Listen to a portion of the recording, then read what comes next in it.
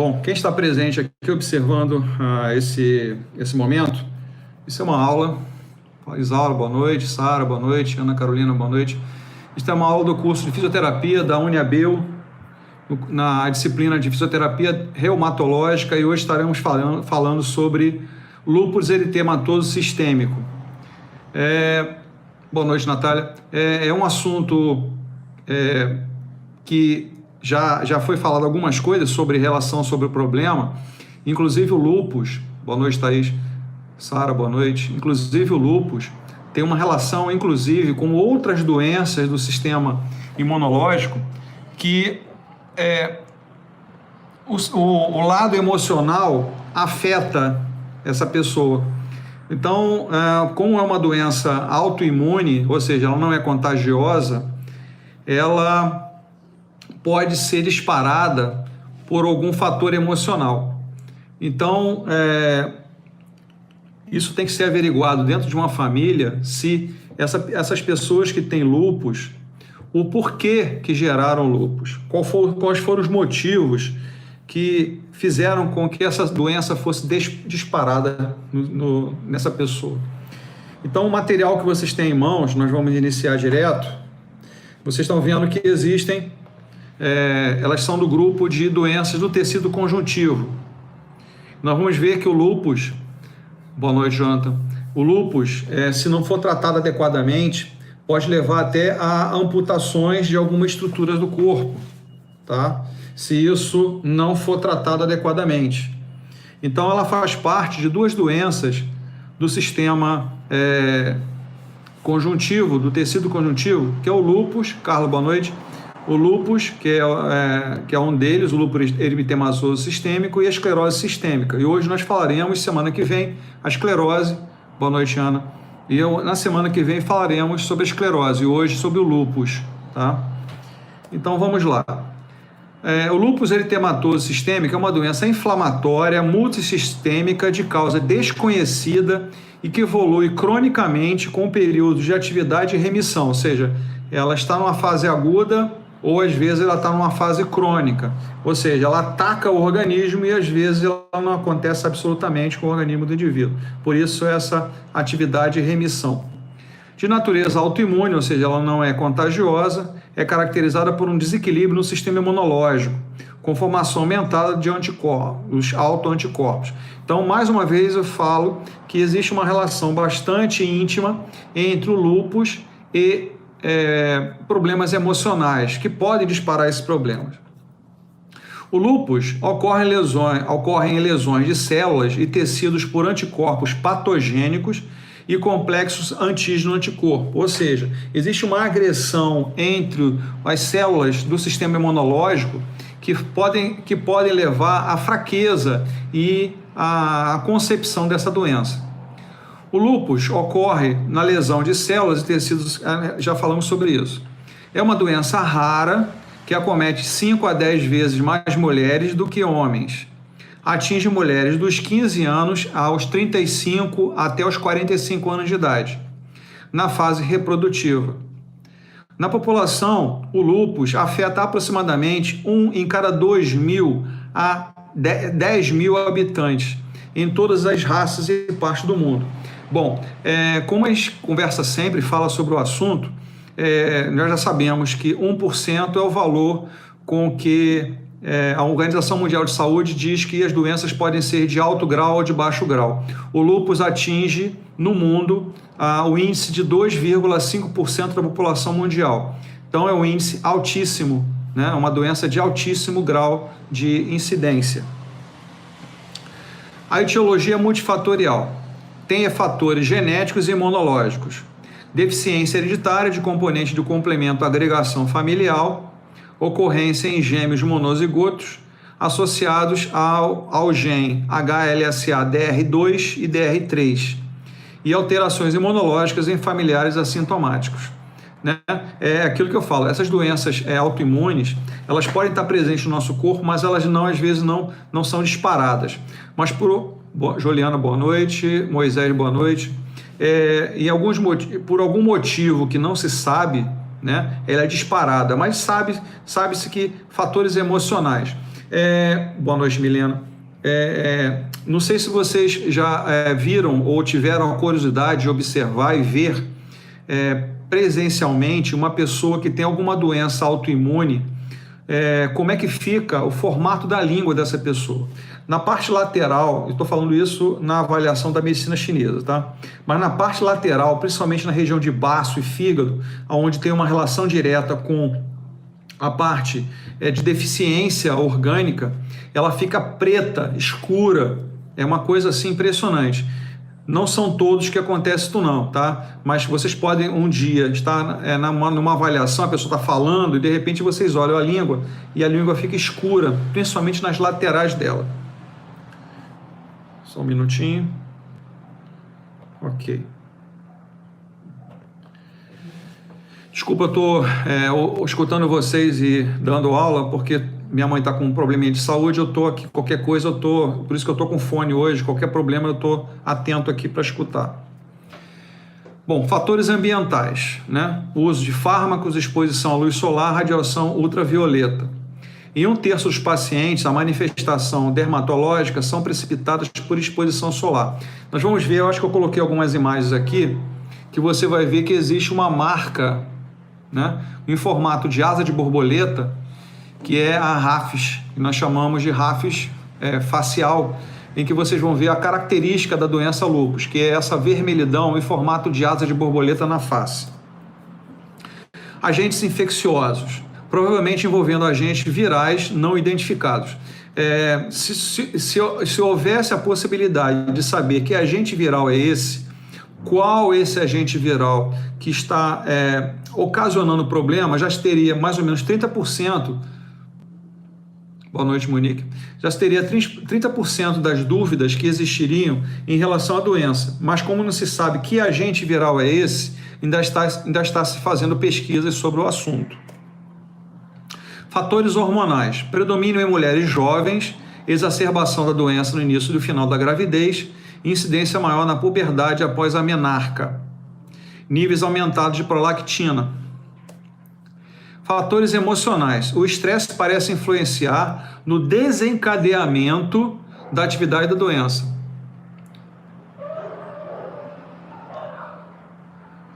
Então, Moisés, exatamente o momento que a gente está falando aqui, fator emocional, né? O estresse, né? Eu tive o caso de um aluno, mas não foi nem o lúpus, o caso dele foi uma alopécia geral. Ele teve uma perda na família de 5 pessoas. Em uma semana morreu pai, mãe, irmão e 2 tios. Ele chegava em casa, me ligava, morreu mais uma pessoa. Eu falei, não é possível, cara, como é que é isso? Ele chegava em casa, morreu mais um. Foram 5 pessoas e uma família. Todos os pelos do corpo dele caíram. Quer dizer, é um fator emocional que afetou, causou uma fragilidade em toda a estrutura da pele dele. É um tecido, não deixa de ser tecido conjuntivo também, tá? Mas é o caso que nós estamos falando aqui, o estresse gerado, no caso dessa pessoa que você conhece, gerando o lúpus devido à morte da família, da mãe, né? A predisposição genética associada a fatores ambientais e hormonais leva à alteração imunológica, com aumento na produção de anticorpos e formação de complexos antígeno-anticorpo. Com isso, entram em ação os macrófagos e várias enzimas, causando lesão tecidual e deposição destes nos tecidos. Jane, boa noite. Então, vocês veem como o fator imunológico, né, a ação imunológica orgânica, como ela nos defende por uma série de coisas. Então, uma boa alimentação, evitando que nós, Ellen, boa noite, evitando que nós tenhamos cansaço mental, e nós estamos passando por esse momento de cansaço mental, e eu estou com cansaço mental, tá? E isso pode gerar uma série de coisas, inclusive quem está muito tempo em casa, se não estiver fazendo algum tipo de atividade física, isso gera comprometimentos músculo-articulares, ligamentares e causa uma fraqueza no seu organismo, tá? Isso é o resultado da interação desses múltiplos fatores em indivíduos geneticamente predispostos. Então, existe uma predisposição genética também, tá? Então, outra coisa, se existe alguém na família que tenha ou veio a ter a doença, a possibilidade de você ter de 50%. É uma doença rara que acomete, isso nós já falamos, estou só repetindo esse slide aqui. Variável nas manifestações iniciais. Pode ficar, Jane, se você quiser ficar não há problema não. Variável nas manifestações iniciais que podem ser agudas ou insidiosas, quer dizer, ela pode acontecer progressivamente ou de uma vez só. Pode ser também de forma leve ou grave. Lembra uma vez que eu falei que existem doenças que a gente tem que ter muito cuidado com a aplicação do gelo? Essa é uma delas, tá? Existe 30% de fator aumentado do fenômeno de Raynaud, tá? Então, gelo nas extremidades, mãos e pés, nem pensar, é uma contraindicação absoluta. Não coloquem gelo em mãos e pés de indivíduos com lúpus, ok? Mesmo que ele esteja com dor intensa. Os sintomas geralmente são inespecíficos e variavelmente combinados, incluindo anorexia, fadiga, perda de peso, falta de apetite, febre, náuseas, vômitos, cefaleias, depressão, mialgias e artralgias. Todos os órgãos podem ser acometidos com envolvimento preferencial de articulações, pele, rins e serosas. Só um instante aqui. Alguém está me chamando. Ok, continuamos. Nada disso. Quando geralmente uma doença que ataca o sistema renal, ele está atacando, na verdade, vamos lá para a medicina chinesa de novo, ele está atacando a essência, e essência é genética. Então, se essa doença atacar os rins, é sinal que isso veio geneticamente, né? Isso pela visão do chinês, tá? Pela visão da medicina chinesa. Ele ataca os rins, e o rim, na verdade, para a medicina chinesa, é genético. Boa noite, Daniela. As principais manifestações cutâneas: fotossensibilidade à luz ultravioleta, solar ou fluorescente, por isso que qualquer iluminação, no caso de UV ou UVA, UVB, faz a marca no rosto, que é o sinal da asa de borboleta. Lesão eritematosa no dorso, nariz e região malar, que chama-se rash, inespecífico, em área de exposição solar. Alopécia, em geral, reversível, ou seja, a queda de pelos do corpo, quando decorre de lesões discoides, resulta uma perda permanente dos cabelos. Aí a imagem mostrando exatamente o rash cutâneo, a fotossensibilidade, o formato em forma triangular, parecendo uma asa de borboleta, e no caso a alopécia, que é a queda de cabelo devido à fraqueza do tecido conjuntivo. As principais manifestações cutâneas, né, a vasculite, que pode desenvolver ulcerações, gangrena digital e infarto cutâneo. Então vocês estão vendo, posso falando sobre gangrena digital. Se você faz uso de gelo, principalmente nas mãos ou mesmo nos pés, como há uma diminuição do espaço do calibre dos vasos que estão contidos nas mãos e nos pés, e eu tenho... Sim, está dentro do portal. Eu posso até enviar lá para o Zap o som. Se você me der 1 minuto, eu te envio para o Zap. Aguenta um pouquinho aí. Vou passar para vocês, lá dentro do Zap.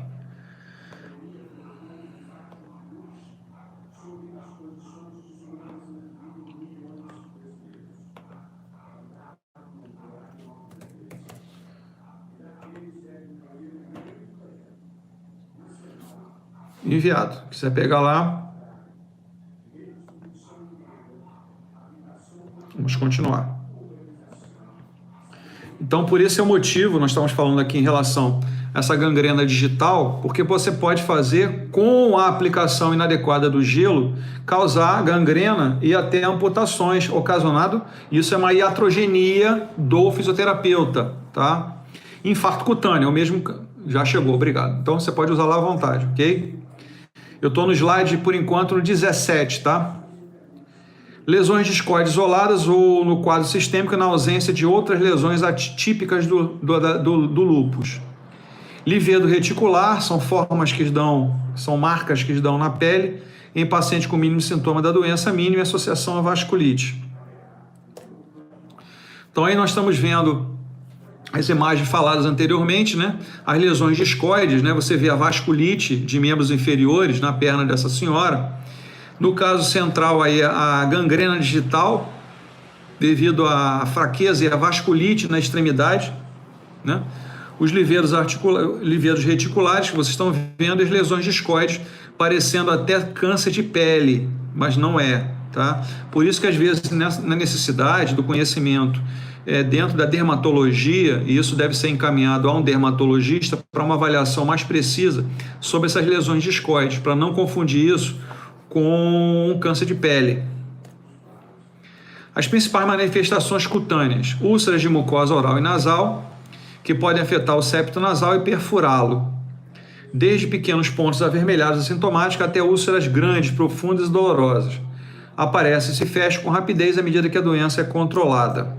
Aí são algumas úlceras, não confundindo isso com afta. Afta tem relação com o estômago. Essas úlceras têm relação com a doença, tá?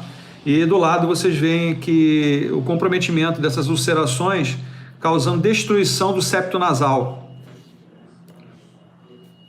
As principais manifestações cutâneas: o fenômeno de Raynaud, que nós já tínhamos citado, alteração vascular na extremidade relacionada com a hipersensibilidade ao frio, achado frequente não específico que pode proceder por anos ou outros sintomas da doença.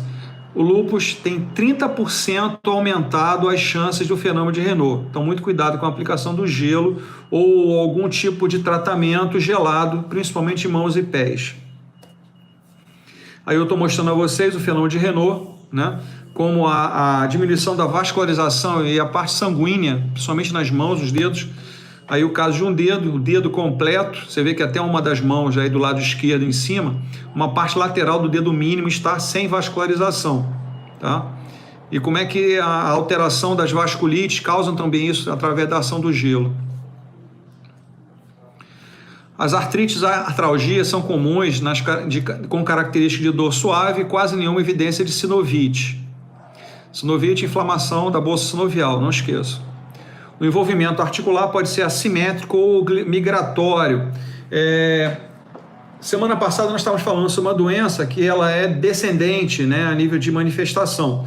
Aqui ela acontece geralmente de um lado só, pode acontecer numa mão, num cotovelo e no joelho totalmente oposto, tá? Migratório porque ela pode atingir uma articulação do lado direito e no outro momento ela pode atingir o lado esquerdo. Por isso que ela é migratória, ela pode atingir o joelho, naquela outra ação dela, né, sintomática, ela pode atingir o cotovelo e não atingir o joelho. Então ela é variável. Na doença já instalada, as articulações mais distais são as mais atingidas, né? Ou seja, mãos e pés, normalmente várias vezes de uma única vez. As dores nas articulações e nos músculos podem ocorrer em qualquer fase do curso do lúpus.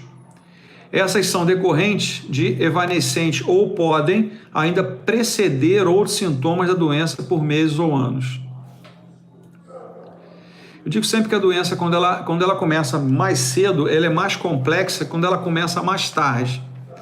Quanto mais cedo, mais comprometimentos a pessoa pode vir a ter e mais lesões ela pode acontecer. Estou precisando cortar o cabelo, que está uma droga. A artropatia acomete pequenas e grandes articulações de forma simétrica, não erosiva e com preservação da função articular. As articulações mais comprometidas são as mãos e os joelhos. Um instante novamente.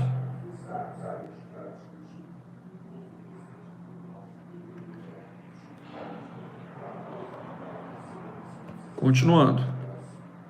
Alguma dúvida até aqui, pessoal?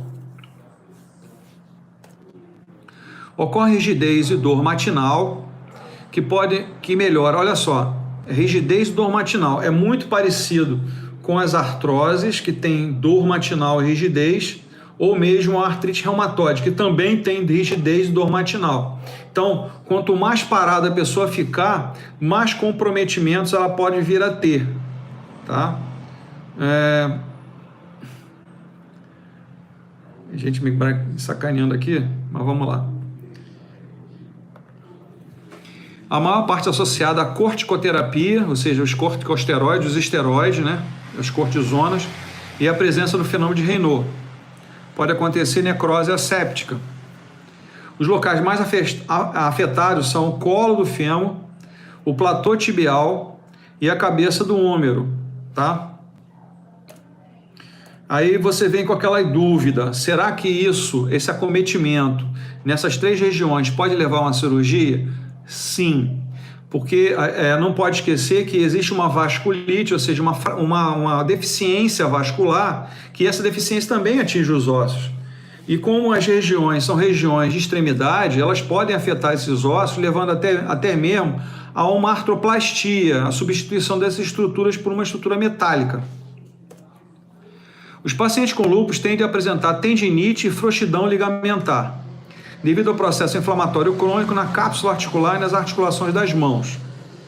As deformidades, quando ocorrem, são tardias, redutíveis e decorrentes de alterações nas estruturas que envolvem as articulações, como ligamentos, tendões e cápsulas. A deformidade nas mãos é a chamada de artropatia de Jacob.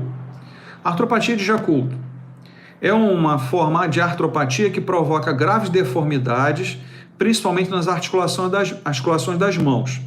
Tem como princípio diagnóstico diferenciais artropatias que causam lúpus e artrite reumatoide. Então, aquele formato de mão em ventania, que é a destruição devido ao pânus nas regiões articulares, pode também acontecer no lúpus. Então tá aí, ó. Essa imagem é a artropatia de Jacob, que é o que acontece parecendo luxações, inclusive, mas não, são destruições da cápsula articular e os ligamentos que não dão mais consistência de manutenção dessa articulação. Tá? Então é uma imagem radiográfica e uma imagem original para vocês verem a deficiência que existe nos dedos devido a essa alteração causada pelo lúpus. Também é comum esses pacientes serem afetados pela osteoporose em razão da falta de atividade física devido à dor constante que elas sentem, da não obtenção do pico de massa óssea adequada, da falta de exposição solar e do uso prolongado de corticosteroides. Então, a pessoa que não faz atividade física, nós já conversamos isso uma vez, ela não consegue gerar cálcio, a ação do sol pela vitamina D é outro fator gerador da não formação de cálcio, e o uso prolongado de corticoides também é um fator que compromete essa doença, e os ossos principalmente. Outros sintomas são a mialgia, ou seja, dores musculares, e a fraqueza muscular com osteomiosite lúpica. A causa dessas miopatias pode estar relacionada ao uso prolongado de corticosteroides e antimaláricos. A cloroquina é utilizada nestes casos. Vocês viram algumas reportagens, né, aconteceram logo no início da pandemia, de pessoas correndo às farmácias para comprar cloroquina, hidroxicloroquina. Mas essa medicação é usada nesses casos aqui especificamente. Não que as pesquisas mostrem que pode ser positivo ou negativo do uso dessa medicação para favorecer vamos dizer, a queda do problema da pandemia, mas especificamente a hidroxicloroquina ela é utilizada em lúpus. Manifestações cardiovasculares. Podem ocorrer pericardite, miocardite e derrame pericárdico. Há o risco de ocorrer aterosclerose e hipertensão arterial ligado aos efeitos colaterais do tratamento medicamentoso. Então, esse é um dos fatores de se falar que a hidroxicloroquina pode causar problemas de pericardite, miocardite e derrame pericárdico. Isso a gente sabe, nós já aprendemos lá na farmacologia, quando vocês tiveram essa disciplina comigo, nós já aprendemos que todo remédio tem fatores colaterais, efeitos colaterais que podem acometer alguma estrutura orgânica nossa. Tá? Esse é um exemplo bem clássico, que é o lúpus, no caso, com a hidroxicloroquina, que é indicado para esses problemas. O distúrbio cardiológico vem crescendo significativamente nos anos, tornando-se uma das principais causas de óbito do lúpus, em decorrência do aumento da sobrevida, do uso crônico de corticosteroide, da hipertensão arterial e do sedentarismo. Todo remédio, todo medicamento tem dosagem, superdosagem, pode ter um efeito colateral retardado e inverso. Quem mistura muita coisa acaba causando problemas orgânicos físicos que podem levar até o óbito.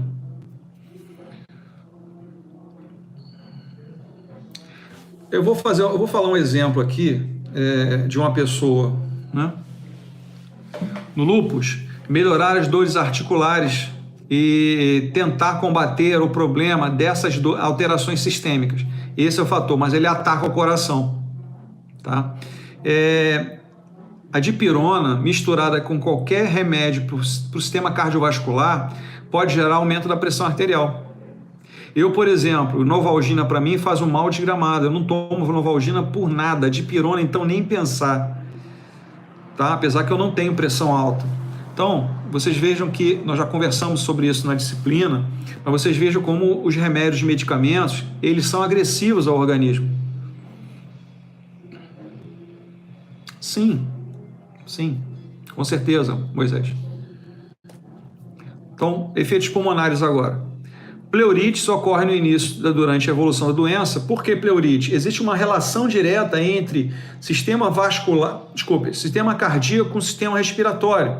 Por isso a pleurite, né? Uma inflamação. O pessoal vulgarmente chama de algo lá pleura, né? Nós sabemos que existem duas pleuras, a pleura visceral e a pleura parietal, né?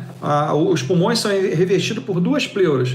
E nem entre essas duas pleuras acontece a formação desse líquido inflamatório. Pode haver ocorrência de hipertensão pulmonar, derrame pleural, fibrose intersticial, hemorragia e pneumonia aguda. O paciente evolui no estado febril, dispneia progressiva, tosse, hemoptise, derramamento de sangue, né? Perda da função pulmonar. Há uma diminuição da expansibilidade torácica e isso é feito através do exame de espirometria. Fatores renais. O acometimento renal é um dos principais determinantes da morbidade e da mortalidade desses pacientes. Ocorre desde a proteinúria leve, ou seja, a dificuldade em fazer a filtragem, até a glomerulonefrite, rapidamente progressiva, causando insuficiência renal. A nefrite é uma das maiores preocupações no acompanhamento dos pacientes. A gente sabe que nós sobrevivemos com um rim, sem os dois nem pensar, né? E a nefrite pode levar o indivíduo a fazer hemodiálise.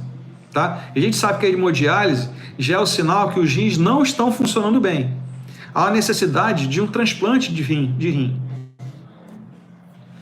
Trato gastrointestinal. É comum o aparecimento de disfagia, dor abdominal, náuseas, vômitos, muitas vezes na decorrência da medicação. As úlceras orais estão presentes e tendem a desaparecer com o uso dos corticosteroides. A gente sabe que alguns medicamentos aumentam a acidez no estômago e fazem essas úlceras, ok? Mas é provocado pela doença, não é afta. É o aumento da acidez. A pancreatite é decorrente de vasculite ou de corticosteroides. A esplenomegalia, ou seja, o aumento do fígado, aumento do baço, leve a moderada e a linfadenopatia, principalmente na axilar e cervical. Nós temos 3 regiões do corpo onde eu tenho uma concentração maior de linfonodos, tá? Região cervical, região axilar e região inguinal, bem na região da virilha. Aí estão contidos em média de 10 a 20 linfonodos. Linfonodos são pequenas cisternas que são, vamos dizer assim, são sinalizadores que existe algum comprometimento, algum problema de infecção orgânica. Eles são sinalizadores. Se há perda desses linfonodos, nós perdemos essa função de sinalizar ao organismo que existe algum tipo de infecção naquela região. Um exemplo bem fácil. Uma mulher teve que retirar a mama devido a um tumor maligno ou benigno de mama, né? Uma mastectomia radical, e geralmente pela mastectomia radical e a localização dessa mastectomia são também retirados todos os linfonodos, né? É feita uma raspagem desses linfonodos na região da axilar do mesmo lado da mastectomia. E por acaso essa mulher resolveu ir a uma manicure, fazer lá a sua limpeza das unhas e tudo mais, e causou ali uma infecção, e essa pessoa, na verdade, está sem uma defesa a partir desse momento. Tá? Então, essa infecção pode se generalizar pelo corpo, causando ali uma infecção geral pelo corpo. Tá? Pode afetar os elementos figurados, no caso a parte hematológica do sangue e o sistema de coagulação e fibrinólise. Pode evoluir para uma anemia normocrônica leve a moderada. Isso é falta de ferro, né? Se o rim não funciona, ela não consegue filtrar adequadamente a quantidade de ferro necessário para o organismo. Anemia hemolítica, falta de ferro novamente, autoimune clássico, leucopenia, defesa mais baixa, linfopenia, defesa mais baixa, plaquetopenia, defesa mais baixa. Então tem uma deficiência geral de defesa orgânica. O acometimento de artérias de médio calibre causa úlceras isquêmicas e necrose de extremidades. Essa é a vasculite, no caso, também. As tromboses venosas e arteriais de repetição associadas ou não a abortos espontâneos e plaquetopenia caracterizam a síndrome do anticorpo antifosfolípide e estão relacionadas à presença de anticorpo anticoagulante lúpico e ao anticorpo anticardiolipina. Então, é a fraqueza do músculo cardíaco e fraqueza das estruturas que envolvem a defesa do organismo. Aparelho reprodutor feminino. Pode ocorrer exacerbação do quadro durante a menstruação, ciclos menstruais irregulares e hipermenorreia. Ou seja, se a mulher já existe a possibilidade de um sangramento devido à menstruação, no caso do lúpus ele é excessivo, quer dizer, além do problema circulatório do sangue estar alterado, ela ainda perde mais sangue ainda durante a fase menstrual. A doença se manifesta de forma mais amena após a menopausa e também em pacientes oferoctenizados, ou seja, retirada de todas as estruturas útero, ovários e assim por diante. Oferoctectomia ou ovariectomia é a remoção cirúrgica de um ou ambos ovários, é efetuada para tratar cistos ováricos ou cânceres ováricos. Em mulheres com menos de 40 anos, a cirurgia normalmente tenta preservar o funcionamento ovárico, efetuando apenas uma retirada. A fertilidade é normal e a gravidez, embora não contraindicada, deve ser planejada. Deve-se considerar a atividade e a gravidade da doença e a toxicidade das drogas. A gravidez deve ser considerada de alto risco, necessitando de acompanhamento multidisciplinar até o puerpério, devido à possibilidade de reagudização e é contraindicada em casos de nefropatia em atividade. Existe maior incidência de retardo do crescimento intrauterino por prematoriedade, eclâmpsia e diabetes mellitus, quer dizer, tem que se pensar muito se quer ter um filho ou não. Vamos passar essa. Sistema nervoso. Gente, olha quantos comprometimentos essa doença pode acarretar no indivíduo. Pode ocorrer envolvimento dos sistemas nervoso central e periférico.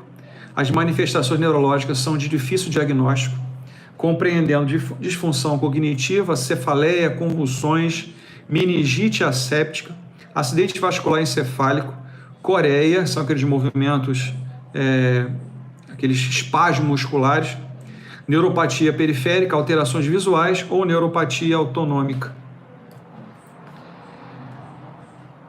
O acidente vascular encefálico pode ser decorrente de fenômenos tromboembólicos ou secundários à crise hipertensiva em pacientes com nefropatia.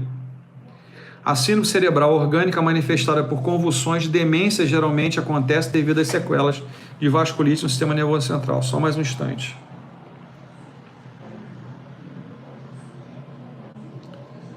Continuando. As manifestações neuropsiquiátricas variam durante o curso da doença, podendo se manifestar em quadros leves até graves, como convulsões, psicose, neuropatias e distúrbios cognitivos. Olha quantas coisas essa doença pode ser acometida, hein, gente? Quantos meios você tem que fazer uso para tratar esse tipo de paciente? O distúrbio cognitivo é a síndrome do sistema nervoso central mais comum, na qual se observa dificuldade para pensar e articular e falar, com fadiga e diminuição da memória. Então está afetando também o sistema nervoso central, principalmente a região da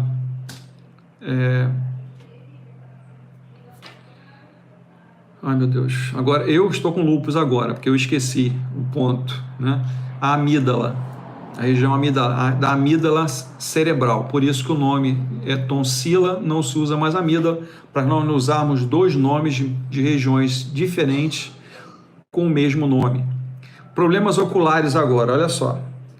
conjuntivite, vasculite retiniana e síndrome de Jorgen, que causam sensação de irritação e queimação nos olhos. São sintomas comuns dessa manifestação. Boa noite, Vitória. O uso prolongado de drogas como a cloroquina e os corticosteroides pode resultar de, se não dosados, em lesões nas estruturas oculares. A o Colégio Americano de Reumatologia, em 1982, estabeleceu critérios diagnósticos para a classificação do lúpus, que foram modificados no ano de 97. O paciente será classificado como portador do lúpus quando apresentar no mínimo 4 dos 11 critérios abaixo. Então vamos olhar os critérios para que você considere como uma doença presente. Eritema malar. Lesão eritematosa fixa na região malar, plana ou em relevo. Ela pode ser lisa ou elevada. Aquela imagem que nós mostramos, ela era elevada. Lesão discoide são aquelas marcas que vocês viram nos membros. Eritematosa infiltrada com escamas queratóticas aderidas, que evolui para uma cicatriz atrófica de escrome.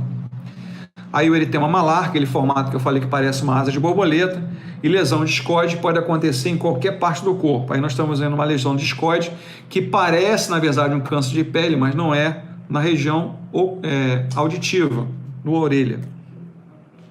Fotossensibilidade, exantema cutâneo com reação à exposição à luz solar.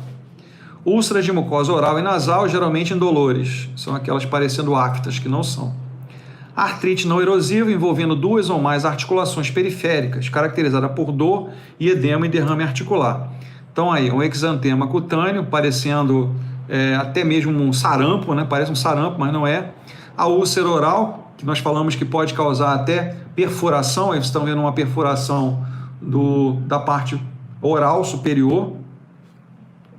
E a artrite não erosiva são aquelas destruições de cápsula articular. Serosite, pleurite, pericardite. Comprometimento renal, proteinúria persistente, cilindrúria anormal. Alterações neurológicas como convulsão ou psicoses. Serosite é uma inflamação na camada serosa, né, ou seja, a pleura. Comprometimento renal, a coloração fica diferenciada e convulsões que podem gerar até traumas, né, na queda do indivíduo. Alterações hematológicas, anemia hemolítica, leucopenia, isso é só exame de sangue, né? Linfopenia, plaquetopenia, anticorpo nuclear positivo, isso é tudo exame de sangue. Alteração imunológica, célula LA positiva, todo esse fator aqui é de fator sanguíneo. Então, alterações hematológicas, anticorpos antinuclear positivo e alteração imunológica, a defesa fica baixa e a doença pode acometer o indivíduo. Novamente, os fatores estressantes. Exames laboratoriais. De acordo com Moreira e Gama e Scher, os exames laboratoriais dos diagnósticos LES são hemograma, anemia normocrômica e normocítica, leucopenia, linfopenia e trombocitopenia são sintomas da doença ativa. Deixa eu acertar aqui, tem um C cedilha que não está fazendo não sei o que ali. Pronto.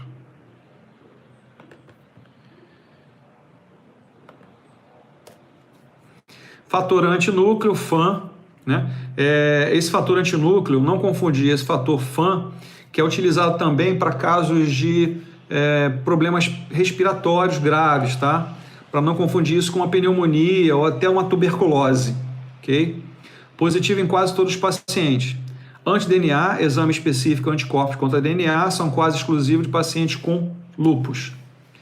Anti-ENA, extra-table nuclear antigens, são autoanticorpos com anti-RNP, anti-RO. Então são todos fatores, eu não vou ficar listando todos eles, mas são fatores presentes dentro da célula que podem estar comprometendo essa doença. O fator reumatoide positivo, entre 20% a 60% dos pacientes, para não ser confundido, é uma doença reumática, como a artrite reumatoide, mas é o fator reumático que nós já sabemos qual é, né? O HLA-B27. Os anti-inflamatórios não hormonais são utilizados para manifestações de pele, artralgia e artrite leve. Na maioria dos casos, são suficientes e bem tolerados pelo organismo. Os corticosteroides são indicados para processos inflamatórios intensos e lesões de pele. Inicialmente são administrados altas doses para suprimir e controlar a inflamação. É nesse momento, se essa dose alta, o organismo não reagir, ela começa a afetar coração principalmente, causando aquelas pericardite, endocardite, né? E problemas renais, devido a quem faz a absorção dos fármacos, né? São os rins, e problemas respiratórios também. A grande maioria dos pacientes responde prontamente a essa medicação. Efeitos colaterais comuns ao lúpus são a necrose óssea vascular, devido às vasculites, de 5 a 10% dos pacientes, até a osteoporose, devido à má formação desses ossos. Nós falamos isso anteriormente. As drogas antirreumáticas modificadoras de doença reduzem os sinais e sintomas da doença e têm a capacidade de controlar o processo inflamatório, reduzindo ou evitando lesões articulares, preservando a integridade e a função articular. As mais utilizadas são os antimaláricos, que é o caso da hidroxicloroquina, eficazes para lesões de pele e articulações, e o metotrexato, que possui ação anti-inflamatória e imunorreguladora. Algumas vezes é necessário tratamento com imunossupressores e citotóxicos. Os imunossupressores são drogas e são indicados para formas mais severas de doença renal. Quer dizer, o cara já está com problema, já vendo um imunossupressor que é tóxico pra caramba. Fisioterapia, vamos lá. Como não é uma doença incapacitante, salvo raras exceções, a fisioterapia visa evitar complicações e restaurar o equilíbrio osteomuscular, atuando na artrite, na artralgia, na mialgia e na fraqueza muscular, na osteoporose, na síndrome de Charcot, na necrose asséptica do quadril e nas alterações de marcha. Devido às dores, ele vai fazer uma marcha totalmente inadequada. Os objetivos do tratamento. Olha quantas coisas foram feitas aqui, tá? Eu digo sempre, o paciente reumatológico, ele é um paciente 24 horas e é um paciente para a vida toda, porque essas doenças não têm cura, elas são tratáveis, mas não são curáveis. Depois que ela agride o organismo, ela se aloja no organismo, ela não tem mais cura, ela tem tratamento, tá? E é paliativo, porque não vai resolver. Os remédios são para aliviar a dor, para aliviar as tensões, mas não há cura. Então, os objetivos do paciente, vamos lá.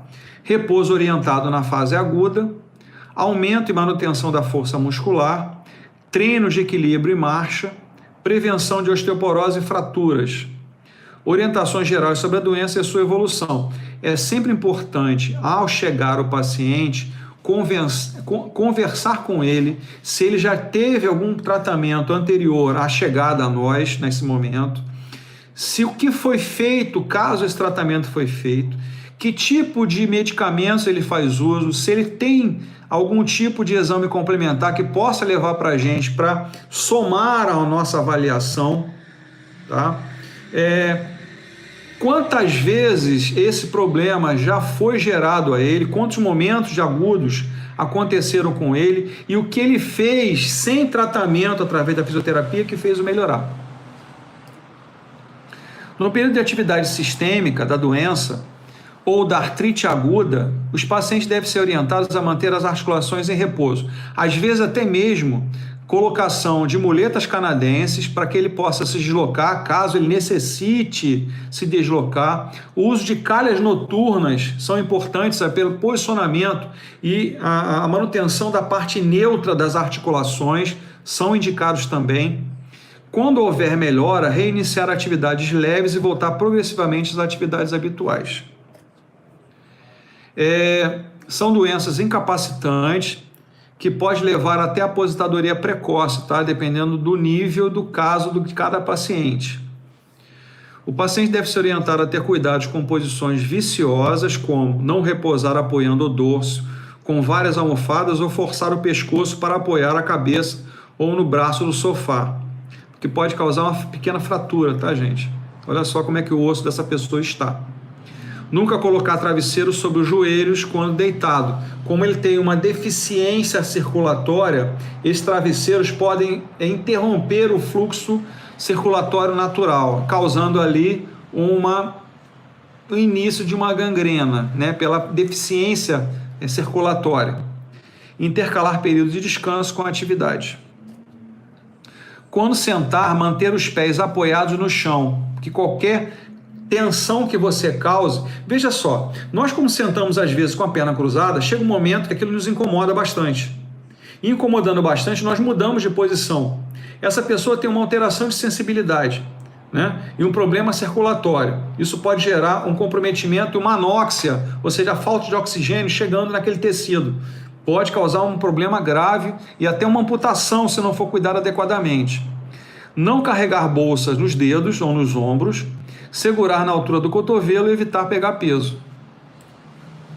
A tolerância ao exercício em pacientes com lúpus pode estar diminuída por múltiplos fatores, como comprometimento pleuropulmonar, exercícios respiratórios, movimentos de flexão e extensão, com inspiração e expiração, aqui também na adução horizontal, inspirações e expirações, inspirações, manutenção, ou seja, a apneia por 10 segundos e soltar o ar, é isso que está se pedindo hoje em dia para a pandemia, que nós façamos exercícios respiratórios também, tá? E para esses casos é importante. O comprometimento cardíaco, o descondicionamento físico pela natureza crônica da doença, a artrite em membros inferiores, a osteonecrose, a neuropatia periférica e até a fadiga. O condicionamento cardiovascular realizado de forma adequada é viável e deve ser estimulado para diminuir o risco da doença coronária e a fadiga muscular, além de auxiliar na melhora e manutenção da qualidade de vida. Esse condicionamento cardiovascular, vocês fariam aonde? Qual o meio que vocês utilizariam para esse condicionamento cardiovascular, para esse caso de lúpus? Aonde vocês indicariam e que região ou o que fazer com esse paciente? Espero respostas. Ele tem comprometimentos articulares, tem problemas cardiovasculares, problemas respiratórios. Aonde se faria o tratamento desse indivíduo para esse condicionamento cardiovascular? Quem responderia esta?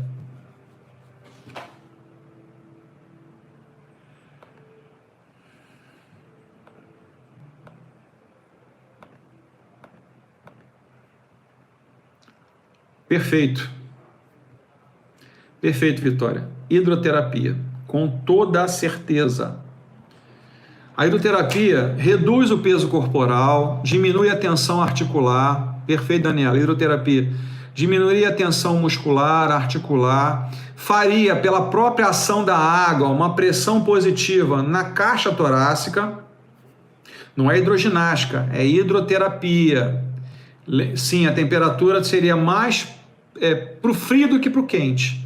Quer dizer, uma temperatura média, tá? Sim, a temperatura média, ela não pode ser nem gelada, ok, nem gelada, nem fria, média, tá? Bom, condicionamento cardiovascular, já falamos, né, em relação à água, ok? Para diminuir o risco da doença coronária, fadiga muscular, tudo bem.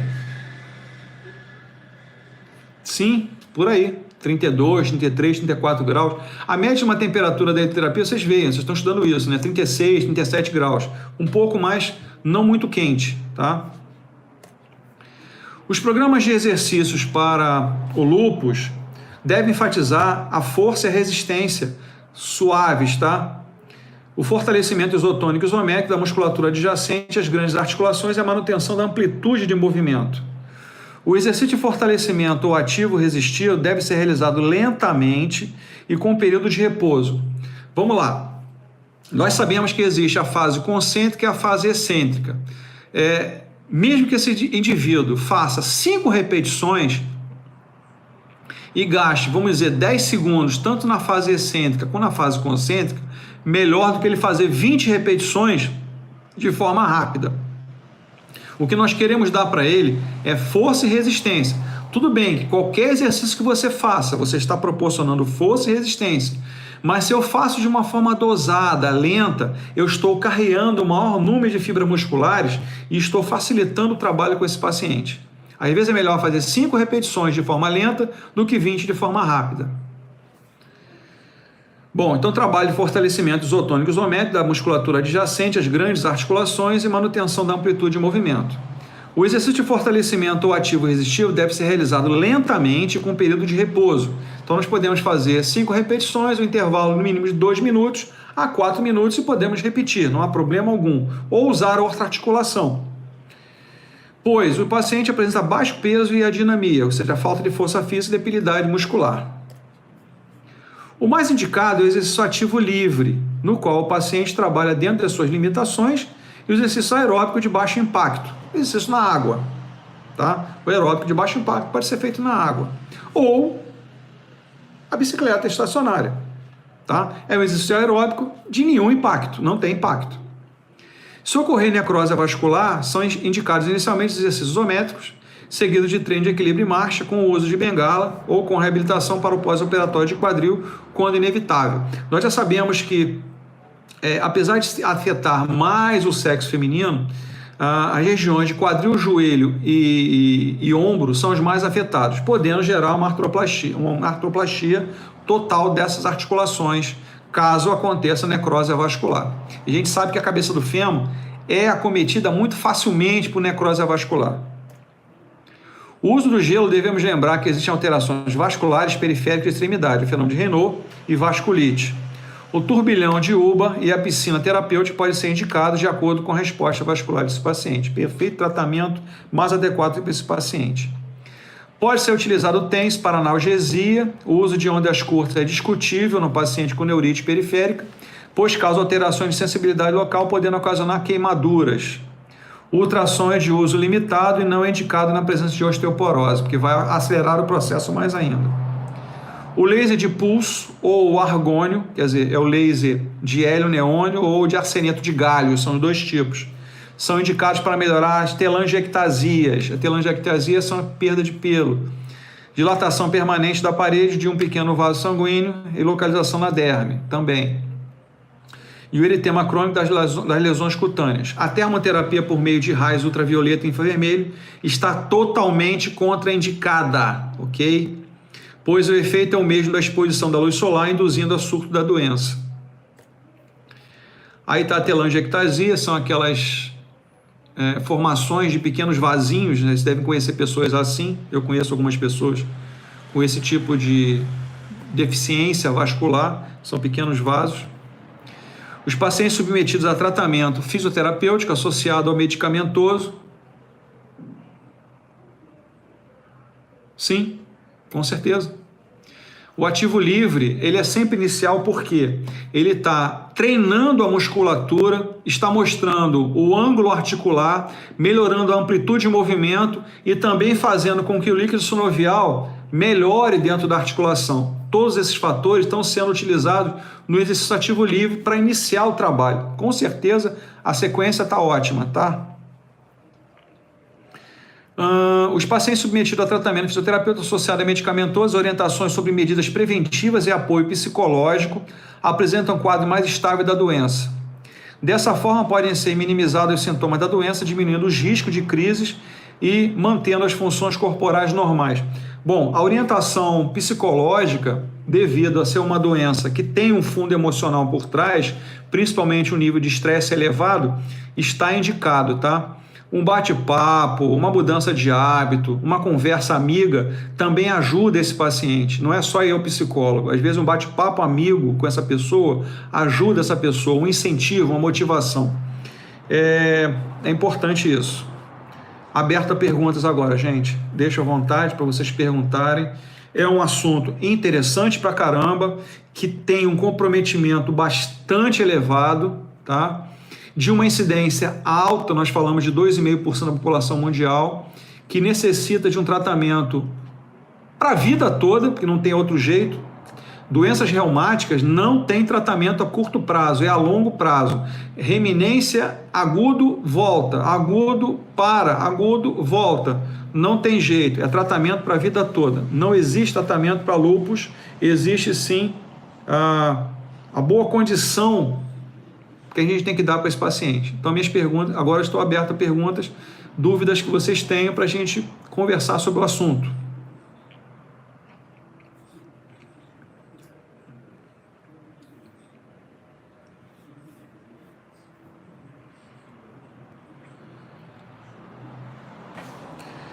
É um assunto bastante extenso, tá?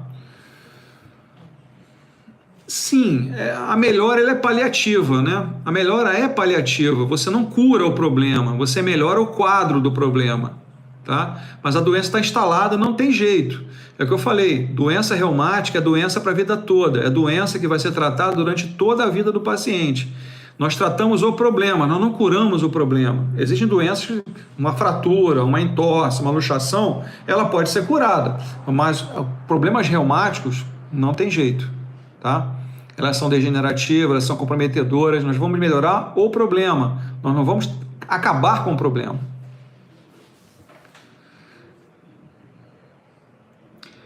O TENS eu gosto, olha, eu sempre gostei muito, ô Vitória, do TENS modo acupuntura, tá? Por quê? O tempo de utilização, sim, o tempo de utilização e o tempo de manutenção da analgesia, ele é prolongado. Se você tem uma ideia, se você usar o TENS por 1 hora, né? Porque há, às vezes, a necessidade de orientação para que o paciente compre um aparelho desse para usar em casa, e você tem que orientar a utilização dele, não que ele vá fazer isso como uma regra final, mas é para momentos de agudização. Mas o TENS acupuntura usado por 1 hora te dá analgesia de 8 horas no mínimo. Então ele é um uso prolongado, é quase que você tomar um medicamento, né, com uma latência de 8 horas e que ele vai te ajudar. Tem esse modo acupuntura. O contínuo já tem um tempo menor, ele chega próximo a 4 horas mais ou menos de analgesia. Então às vezes a gente tem que avaliar que tipo de corrente, que tipo de onda, né, que está sendo utilizada com o aparelho que seria melhor para o paciente. Eu gosto muito da onda do acupuntura, tá? Porque ele age em uma área maior, um pouco maior, enquanto que o contínuo ele fica mais localizado. Ok? Depois, se você quiser, eu te mando, eu vou pesquisar algumas coisas sobre isso, sobre o TENS, as formas, te mando também, tá bom? Te mando algumas coisas, eu boto lá no grupo de vocês, para vocês quiserem ler, pesquisar, eu coloco algumas coisas sobre o TENS, né, a utilização dele em doenças reumáticas, tá bom? Continuo aberto a perguntas, caso dúvidas ainda existam.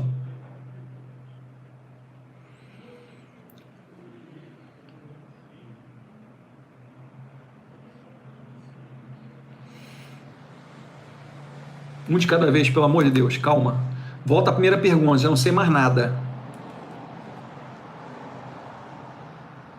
Primeira pergunta de novo, não consegui nada. Foram 6 perguntas ao mesmo tempo, não consegui responder nada. Para o ímpar e vê quem vai primeiro.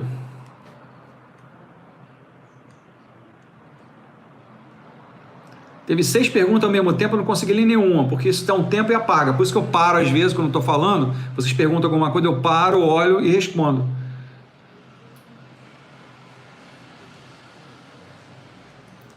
Quem perguntou primeiro?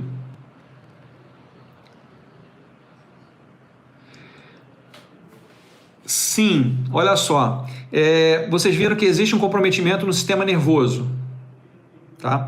Se existe um comprometimento do sistema nervoso, o que acontece quando você está em tensão? Tensão muscular, tensão e rigidez, tensão articular, tensão muscular. Essas tensões, como já há um comprometimento de todas as estruturas, obrigado. Se existe um comprometimento de outras estruturas, as articulações que já estão comprometidas vêm a doer, tá? Sim, é alteração do sistema nervoso. Você, quando está com alguma alteração no sistema nervoso, parece que o nosso corpo está tudo inchado. É alteração circulatória, é alteração do sistema nervoso. Já respondi. A segunda pergunta, vamos lá. Isso não é só no lúpus não, né? Pode ser em outras doenças, tá? Ok. Próxima pergunta, eu já respondi essa.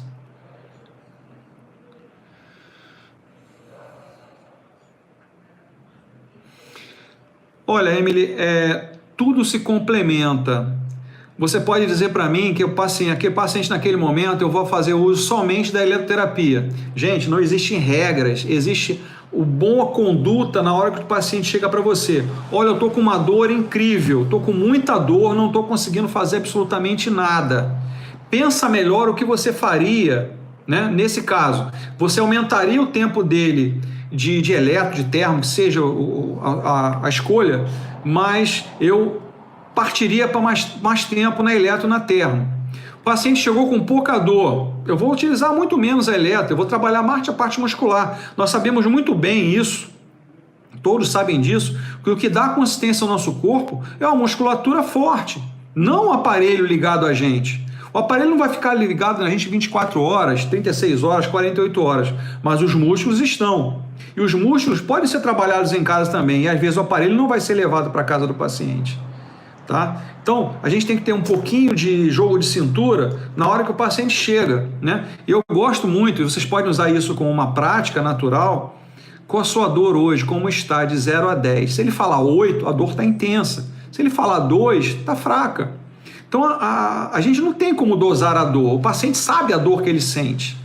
Tá? Então, às vezes, uma pergunta simples, você tem como conduzir melhor o seu tratamento. Vou usar mais tempo no TENS, ou vou usar mais tempo com gelo, ou vou usar uma bolsa de água quente, ou vou usar qualquer meio que eu tenho em mãos, mas não existe uma regra, existe uma condução adequada. E o paciente dá a condução para a gente naquele momento. Tá? Porque pode chegar 2 pacientes com o mesmo problema, um com muita dor e outro sem dor.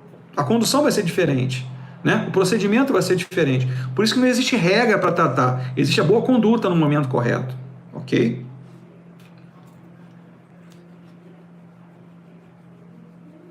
Não tem protocolo nessas horas.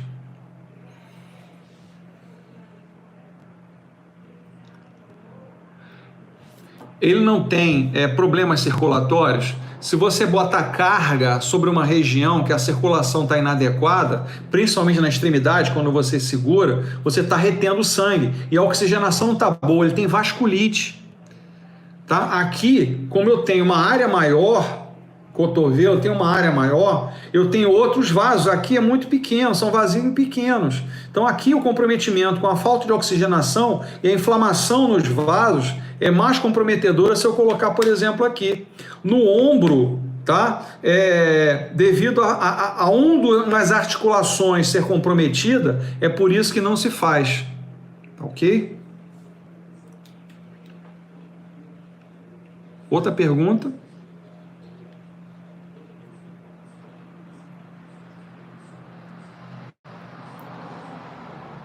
Não há mais dúvida?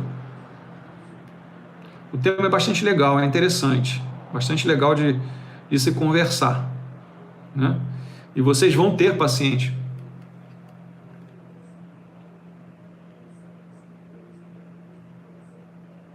Sim, é comum sim, Vitória, é comum.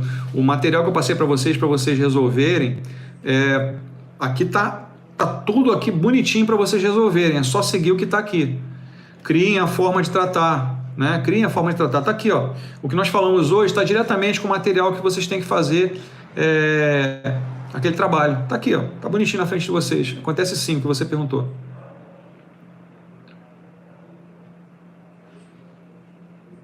Mais perguntas?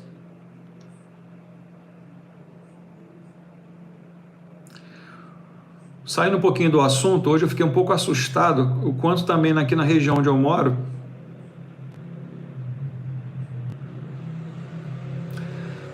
até pode, o Moisés, até pode fazer o uso de liberação miofascial e pompagem, mas esse não é o problema é mais interno. A pompagem, a liberação miofascial, ela é mais externa. O problema é mais interno, o problema é mais articular. É lá na cápsula, o problema está lá dentro. Pode até usar um meio de aliviar a dor, mas não vai tratar totalmente o problema, tá bom? A gente tem que ter, é o que eu falei agora há pouco, né? A pergunta sobre a utilização da eletro, por exemplo. A gente tem um pouquinho de conduta. A gente tem que ter, lógico, um leque nas mãos para tratar o paciente. Por isso que eu falo, a gente tem que fazer a base para depois construir o alicerce em cima. Tá? A gente tem que ter o conhecimento dos exercícios mais simples para depois entender o mais complexo. Não adianta eu querer fazer uma técnica absurdamente complexa se eu não tenho conhecimento ou que dá base ao meu organismo. Eu não vou chegar a lugar nenhum. Eu vou tropeçar nas coisas e vou achar que aquela técnica é o melhor de todas. Existe sim uma possibilidade na mão da gente para a gente tratar 1000 coisas que nós podemos fazer, tá? Mas a conduta adequada no momento. Mais nenhuma pergunta? Mais nenhuma dúvida?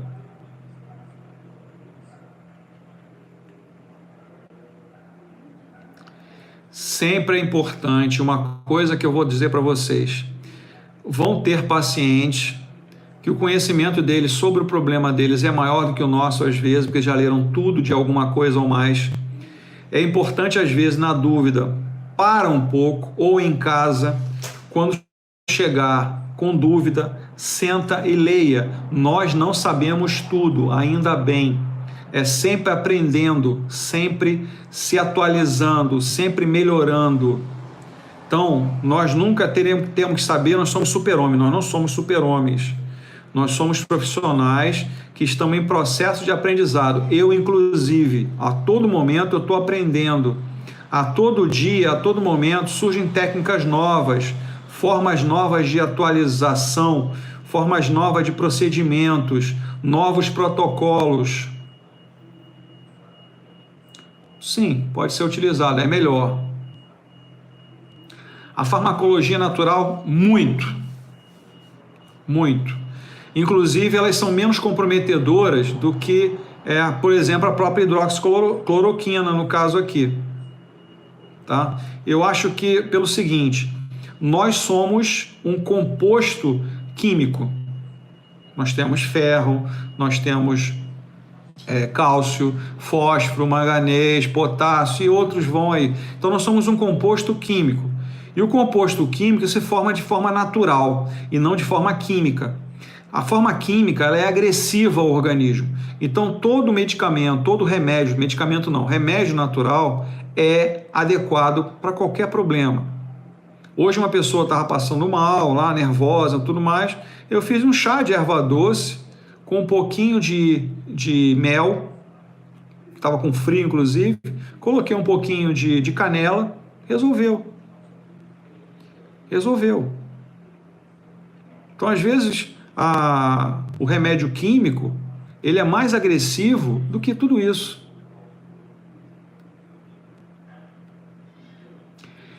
Mas esse carregamento de adenosina trifosfato, o Moisés, também é auxiliado pelos exercícios respiratórios, que seria muito melhor nesse caso. Tá? Melhorar a função cardiovascular do paciente e oxigenando melhor os tecidos é muito melhor nesses casos. Tá? A gente tem que estar sempre atento ao problema do paciente, ao que ele relata para a gente. Não existe protocolo para todas as doenças. As doenças elas agem no organismo de cada pessoa de uma forma diferenciada. Uns de formas agressivas, outros menos agressivas. A pandemia está mostrando isso. Tem pessoas com uma idade avançadíssima que passaram aquilo com um estalo, com crianças ou jovens que morreram com a doença. Então, o sistema imunológico da gente é variável.